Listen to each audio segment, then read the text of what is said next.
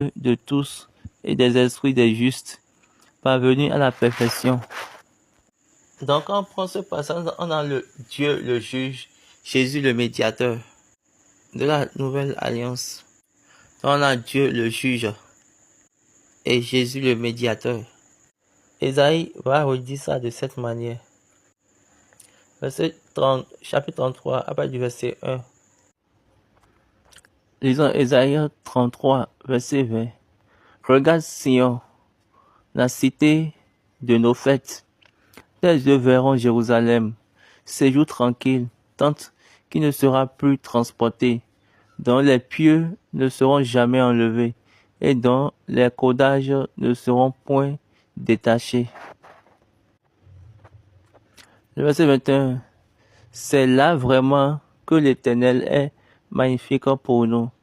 Il nous tient, lieu de fleuve, de vastes rivières, où ne pénètre point de navire à Ram, et que ne traverse aucun grand vaisseau, car l'Éternel est notre juge, l'Éternel est notre législateur, l'Éternel est notre roi, c'est lui qui nous sauve.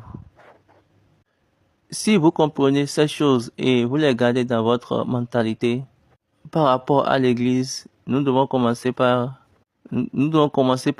prendre temps et comprendre ces choses et les utiliser pour notre avantage. Malheureusement pour plusieurs personnes, l'Église n'est pas... Les gens ne comprennent pas l'Église de cette manière. L'Église est le pavis de l'Éternel, ou bien l'Église est la cour de l'Éternel.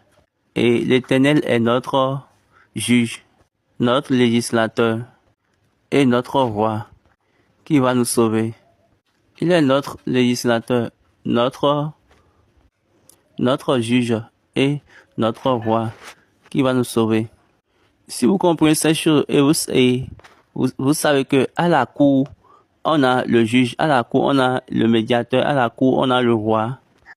Nous allons utiliser ces choses-là pour notre avantage. Qu'est-ce qu'on fait quand on va à la cour? Qu'est-ce qu'on fait lorsqu'on va à la cour? Hébreux chapitre 12 nous l'a encore dit.